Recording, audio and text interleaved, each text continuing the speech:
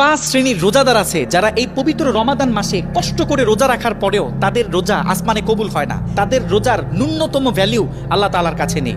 আর খুবই অবাক করা বিষয় হচ্ছে, যখন আমি এই 5টা টপিক নিয়ে ঘাটাঘাটি শুরু করলাম, খেয়াল করে দেখলাম আমাদের সমাজের 100%-এর ভিতরে 80 থেকে 90% মানুষ এই 5 শ্রেণীর অন্তর্ভুক্ত হয়ে যায়। অনেকে ইচ্ছাকৃতভাবে, অনেকে অনিচ্ছাকৃতভাবে।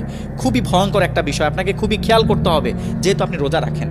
এই 5 শ্রেণীর ভিতরে 1 নাম্বার হচ্ছে যে এই পবিত্র রমাদান মাসে নিজের জবানের হেফাজত করতে পারে না। সে রোজা রাখে অথচ সে মিথ্যা কথাও বলে, সে গীবত শাকায়াত করে, সে মানুষের সাথে তর্ক করে।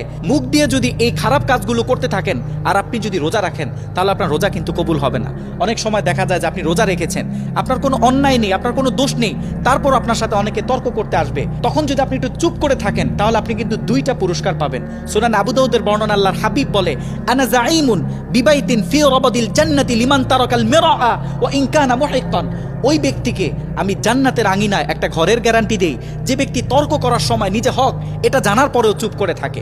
আপনি রোজাদার, আপনার সাথে যদি কেউ তর্ক করতে আসে, আপনি যদি একটু চুপ করে থাকেন, তাহলে একে তো আপনার রোজাটা কবুল হয়ে যাচ্ছে, রোজার কোনো ঘাটতি হচ্ছে না।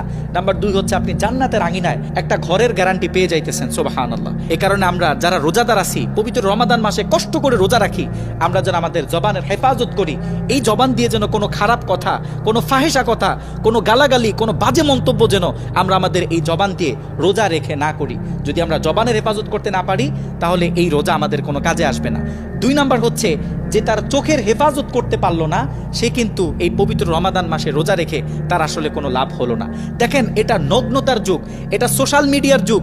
অনেকে দেখবেন রোজা রাখে, ভোর রাতে সেহরি খাওয়ার সাথে সাথে ফজরের নামাজটা পড়েই সোশ্যাল মিডিয়াতে অ্যাক্টিভ হয়ে যায়, টিকটকে ঘন্টার পর ঘন্টা ভিডিও দেখতে থাকে। আচ্ছা, আপনি কি বুকে হাত দিয়ে বলতে পারবেন, আপনি যদি টিকটকে 1 ঘন্টা 20 মিনিট যদি ভিডিও দেখেন, 5 থেকে 10টা বা 15টা 20টা নগ্ন ভিডিও আপনার সামনে আসবে না? আপনি এটার গ্যারান্টি দিতে পারেন? আপনি গ্যারান্টি দিতে পারবেন না। কারণ আমরা যদি সোশ্যাল মিডিয়ায় স্ক্রল করতে থাকি, মেয়েদের ভিডিও, নগ্ন ভিডিও, বিভিন্ন মুভি ক্লিপ, বিভিন্ন অশ্লীল ভিডিও আমাদের সামনে কিন্তু আসতেই থাকবে। আর আপনি রোজাও রাখতেছেন, আবার অশ্লীল ভিডিও দেখবেন, আপনি রোজা রাখতেছেন, আবার আপনি হিন্দি মুভির ক্লিপও দেখবেন, আপনি হলিউড বলিউডের মুভি দেখবেন, আর আপনার রোজা কবুল হবে। যদি এটা আপনি চিন্তা করে থাকেন, তাহলে আপনি কিন্তু ভুল চিন্তা করতেছেন।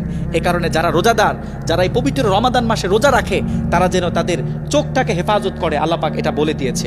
3 নাম্বার হচ্ছে যে তার কানের হেফাজত করতে পারলো না। দেখেন, একটা বিষয় আপনাকে খেয়াল রাখতে হবে। আমরা মনে করি যে আমি শুধু না খেয়ে আছি, এটা মনে হয় রোজা। শুধু জবান দিয়ে যে খাবার না খেলে রোজা, এটা আমরা অনেকে মনে করি। মনে রাখবেন, এই চিন্তাটা ভুল। আপনার যে চোখ, এই চোখের একটা রোজা আছে। আপনার যে কান, এই কানের একটা রোজা আছে। এই সবগুলো অঙ্গ প্রত্যঙ্গকে যখন আপনি